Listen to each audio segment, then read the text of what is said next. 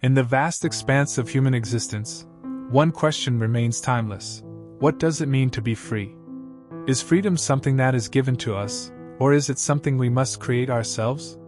Today, we're diving into belief and existential freedom, exploring how philosophers have grappled with these concepts and how they shape the way we live. We'll explore how belief works as a guiding principle in our lives, how existentialists have defined freedom, and how we can choose to break free from the constraints of inherited belief systems. So, let's get started. Let's begin with belief. It's easy to assume belief is just something we accept automatically, yet it's far more complex than that. At its core, belief shapes our view of reality. It guides how we understand the world, how we interact with others, and how we find meaning in life. Whether it's religious belief, moral beliefs, or political beliefs, these systems act as the lenses through which we interpret our surroundings. Philosophically speaking, belief goes beyond mere intellectual agreement. It's a commitment, an internal act of accepting something as true or meaningful. It's not always a conscious decision. We're often born into belief systems. We're taught to believe in our families, cultures, and societies.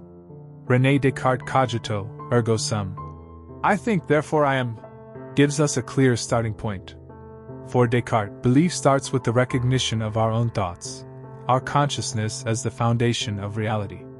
It's not just about accepting external truths, it's about understanding that I am here, and I am free to think. However, the question arises, are we always aware of the beliefs that govern us? Are our beliefs truly our own, or are they the product of external forces? If beliefs shape how we see the world, how much of that world is really our own?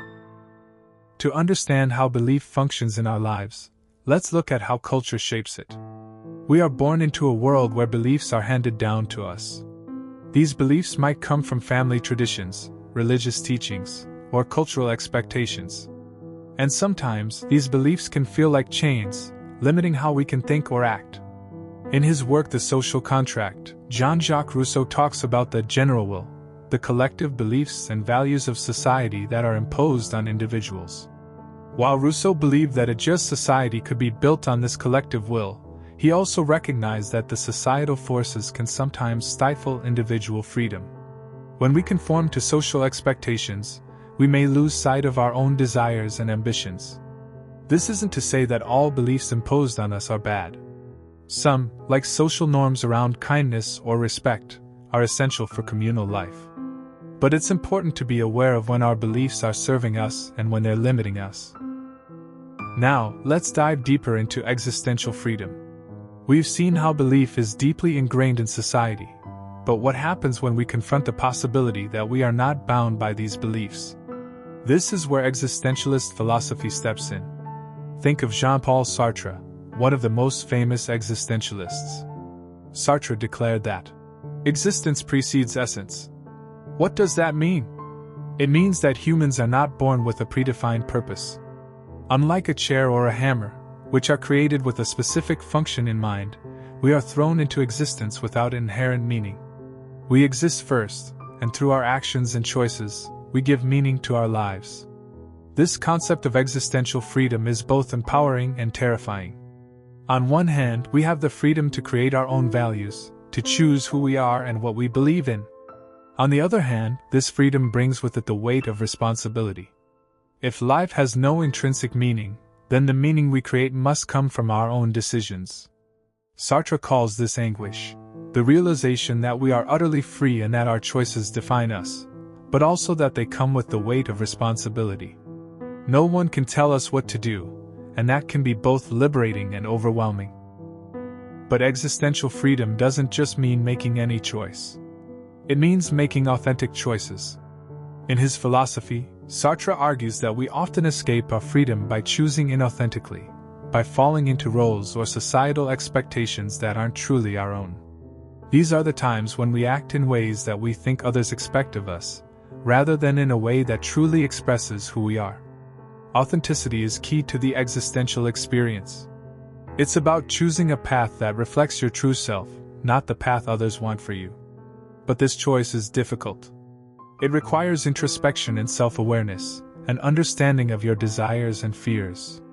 It requires facing the fact that you are responsible for creating meaning in your life. What happens when we strip away all beliefs? What if, in the end, there is no ultimate purpose to life? This is where Albert Camus steps in with his concept of the absurd. The absurd is the tension between our human desire to find meaning and the universe's indifference to our search. In his essay The Myth of Sisyphus, Camus uses the Greek myth of Sisyphus, a man condemned to roll a boulder up a hill, only for it to roll back down every time, as a metaphor for human existence. We are all Sisyphus, endlessly searching for meaning, knowing it's futile, yet we continue to push the boulder. Camus didn't think this led to despair. Instead, he believed that confronting the absurd could lead to a deeper kind of freedom. By accepting that life has no inherent meaning, we are free to create our own meaning. The absurdity of life, rather than being a source of hopelessness, becomes a source of freedom. We are free to live fully, in spite of the absurd. Friedrich Nietzsche took existential freedom even further with his concept of the will to power. For Nietzsche, freedom wasn't just about making choices. It was about overcoming the limitations that hold us back. This includes the limitations of conventional beliefs and values. Nietzsche's philosophy was radical. He challenged the traditional moral systems that had shaped Western thought for centuries. Instead of accepting a morality based on good and evil, Nietzsche advocated for a life-affirming approach, one in which individuals create their own values. The Übermensch, or Overman, is Nietzsche's ideal, a person who has transcended traditional moral codes and lives authentically, creating their own values and shaping their own destiny. This is the ultimate form of existential freedom, creating your life as a work of art, not bound by anything but your own will. As we move toward the conclusion, let's reflect on how belief can both limit and liberate us. While belief systems can provide guidance, comfort, and a sense of purpose, they can also be limiting if they're accepted blindly or without critical thought. For instance, many religious traditions offer a framework for understanding the world, but when taken to extremes, they can restrict freedom. The challenge is not necessarily to reject all belief systems, but to examine them critically. Are our beliefs truly our own? Do they empower us or restrict us? Existential freedom invites us to be conscious of how our beliefs shape our actions and our view of the world. It challenges us to embrace the responsibility of creating meaning and value in a world that often seems indifferent. In the end, belief and existential freedom are not opposing forces. They are intimately connected.